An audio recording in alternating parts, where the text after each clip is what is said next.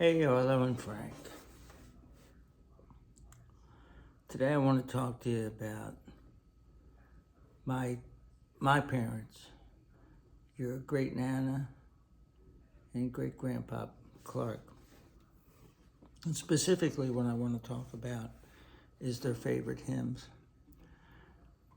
My dad didn't talk about spiritual things that often. He wasn't somebody who proselytized. That's a word that means that you tell people what you believe in to get them to accept that and then believe it themselves. He wasn't like that. And so there were times in my life where I thought all he did was go to church, but he didn't have that like born again experience. But I do remember as a boy that every night he would get on his knees next to the bed and he would bow his head and pray. I don't know what he prayed for. At the time, I didn't know who he prayed to, but eventually I wound up finding out. When we all wound up in Stone Harbor, and your dads were both there with the people that they called Nana and Grandpa and me, and we were all living there in this kind of dysfunctional house run by 4 madmen and a woman who, quite frankly, wasn't in her right mind. She had had a stroke and wasn't functioning. She couldn't cook dinner, clean the house. She could watch TV and talk, and that was, and a lot of what she talked about didn't make sense. But it's what happens in life, and you just deal with it. So I became born again in 1996, and we were probably already down the shore.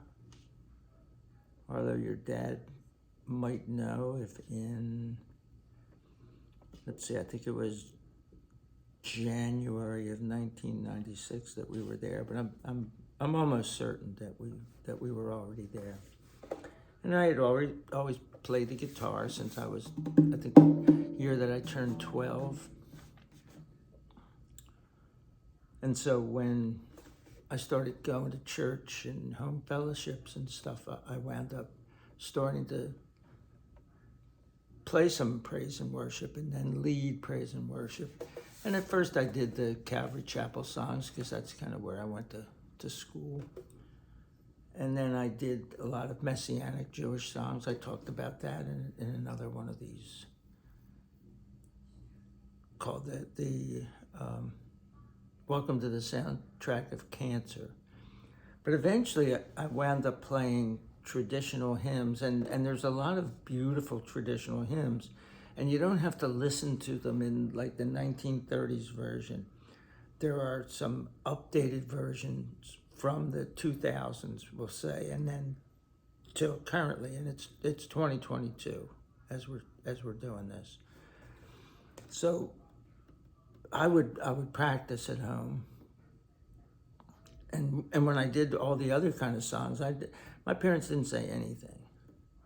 But one day I did this song that I'm going to lead off with, and my dad said that was my favorite hymn my whole life. I've always loved that hymn. He didn't tell me why. He didn't go into it. But I always think about it when I hear it, and it makes me think about him. It's called How Great Thou Art. O Lord my God, when I in awesome wonder consider all the worlds thy hands have made, I see the stars, I hear the rolling thunder, thy power throughout the universe displayed. Then sings my soul, soul, my Savior God, to thee. How great thou art, how great thou art. Then sings my soul, my Savior God, to thee. How great thou art, how great thou art.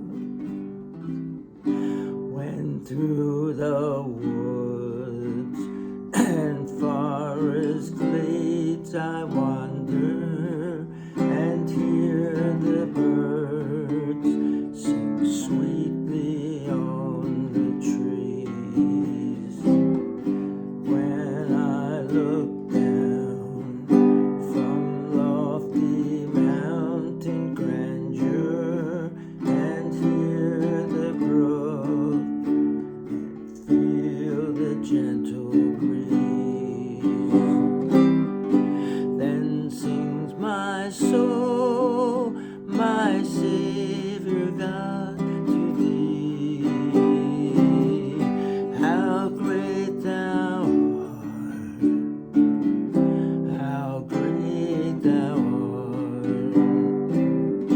Then sings my soul, my Savior God, to thee.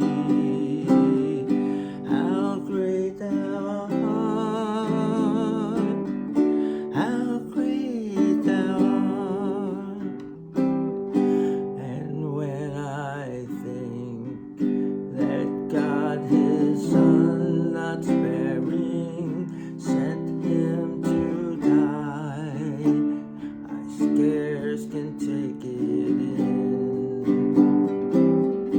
that on the cross my burden gladly bearing, he bled and died to take away my sin. Then sings my soul, my Savior God, to thee. How great thou art, how great thou art. Then sings my soul, my Savior God, to thee. How great thou art, how great thou art.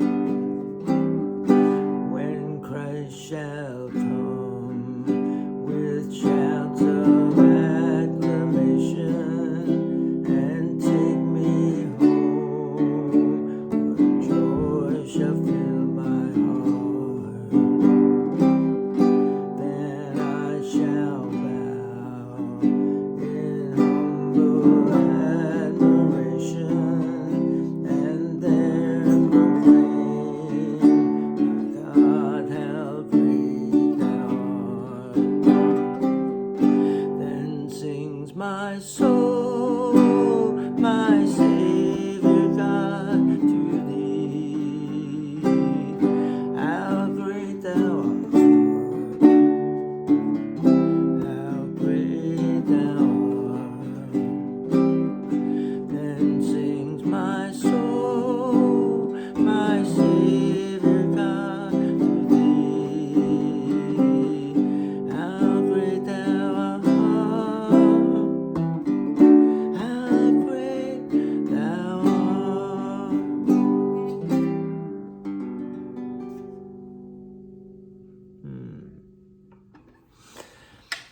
Yeah. Now it's one of my favorite too. So one day I was practicing up in my bedroom. It didn't matter if I had the door open or closed. The walls were very, very thin in the house in Stone Harbor at 8614 Pennsylvania Avenue.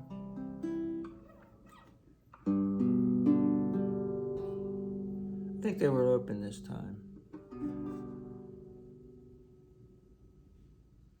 I heard somebody singing along, and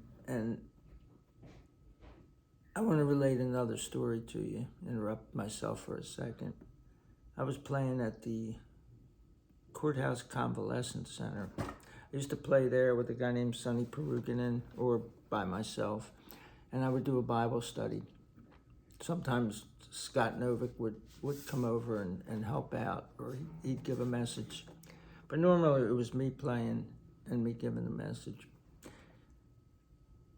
The people were very old. And one thing that I really disliked is that staffs at places like that treat old people like their children. They talk to them like their children, like, "Oh, dearie, you want some more pudding?" That sucks. That's really bad. I mean, these are people who led a life. You know, they had children, they raised families, they led families, they led their communities. They had all different kinds of jobs, and now all of a sudden they're treated like children. Now, some were, we'll say, feeble of mind. My mom was like that, and so it. But I still didn't want to treat her that way, like she was a child. It's not that the people are bad for doing it. They think they're doing the job well. Like, oh, I'm compassionate. No, you're not. You're a D-bag. You are being disrespectful to people. But anyway, I was respectful to a T, maybe to a fault. And that's the story that I want to tell you. There was this lady that would sit there and she would just stare straight ahead. And what I would do is I would say, turn to such and such page. I made a little, kind of like a hymnal for the people. And I put them in binders, and I had enough so that even if more people showed up than normally did, I'd have enough for everybody. They were printed in giant letters so that they could read them. And everything was set up so that they could have a normal praise and worship time with the Lord. And I would go around, and the people that couldn't turn the page, I would look, and if they hadn't turned the page, I would turn it for them. And then I'd get back up front, and I'd lead worship. And I was doing this song that I'm getting ready to do, and this one lady that used to sit there and just stare straight ahead and never turned the page. She was looking right at the page, and she was singing at the top of her lungs. There's a reason why I told you she was looking right at the page. I never noticed before if she was, because I was up there leading worship, playing, reading the music myself, and just trying to keep my act together in front of a group of people. But I looked over and I saw her. She was looking straight at the page, and she was singing at the top of her lungs. So I finished the song, and as I went around and did the page flipping for everybody, I said to her, "Oh, I heard you singing, and it was beautiful." She said, "I love that song. My mother used to sing that song to me when I was a little girl, and it always brings tears to my eyes when I hear it. Thank you for singing it, for playing it for us tonight, and allowing me to sing it." And I said, "Well, I noticed that you never sing along with any of the other songs." And she said, "Well, I don't know them all. I wasn't raised in the church the way that most people were, and I don't know them all." And I said, "Well, yeah, I turned the page for you so that you can read them." And she said, "Oh, that's what you're doing over here? I had no idea why you keep coming up and making this noise in front of me. I could never figure out what it was. You see, I'm 100% blind."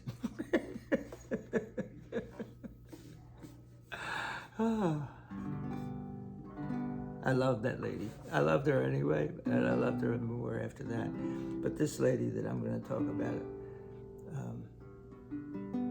I loved more than her. And that's my mom, your great Nana. And she sang along with this song, and I came downstairs, and I had no idea if she was born again or anything. One time, I was talking to Alex, Becca, and Jim's mom, Judy. She was down visiting. This was before I started dating your grandmother. And I mentioned this to her, like, yeah, I don't know. And she went out on the porch and sat and talked to her and came back and said, no, you're going to see your mom in heaven. I know. Because I talked to her. Like, I know. Trust me. So I know I'll see her. But so this was her favorite hymn, and she was singing along at the top of her lungs. It's called The Old Rugged Cross. On a hill far away stood an old rugged cross, the emblem of suffering and shame. And I love that old cross where the dearest and best for a word of lost sinners was slain. So I'll cherish the old rugged cross till my trophies at last I lay down. I will cling to the old rugged cross and exchange them someday for a crown. Oh, that old rugged cross, so despised by the world, has a wondrous attraction for me. For the dear Lamb of God left his glory above to bear it on dark Calvary. So I cherish the old rugged cross till my trophies at last I lay down. I will cling to the old rugged cross and exchange it someday for a crown. To that old rugged cross I will ever be true. The shame and reproach gladly bear. And he'll call me someday to my home far away, where his glory forever I'll share. So I cherish the old rugged cross till my trophies at last I lay down. I will cling to the old rugged cross and exchange it someday for a crown.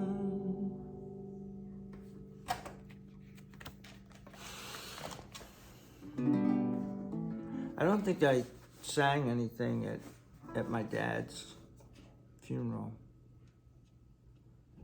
In fact, I don't even remember my dad's funeral up in Philly.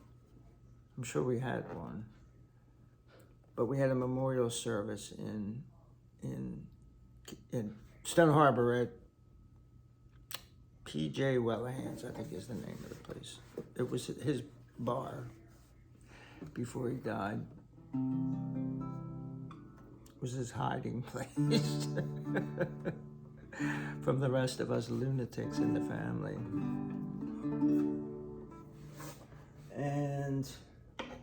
But at my mom's funeral, I played this, and I remember your great Uncle Richard getting up afterwards. He was gonna speak after I played, and he said, you know, how could I follow this? So it's kind of everybody's favorite hymn, And whenever you play it, people come to tears. Amazing grace, how sweet the sound that saved a wretch like me. I once was lost, but now I'm found, was blind, but now I see. 'Twas grace that taught my heart to hear, and not hear fear, and grace my fears relieved. How precious did grace appear the hour I first believed. Through many dangers, toils and snares, I have already come. His grace that brought me safe thus far, and grace will lead me home. When we've been there 10,000 years, bright shining as the sun, we've no less days to sing God's praise than when we first begun. Amazing grace, how sweet the sound that once like me. I once was lost, but now I'm found, was blind, but now I see.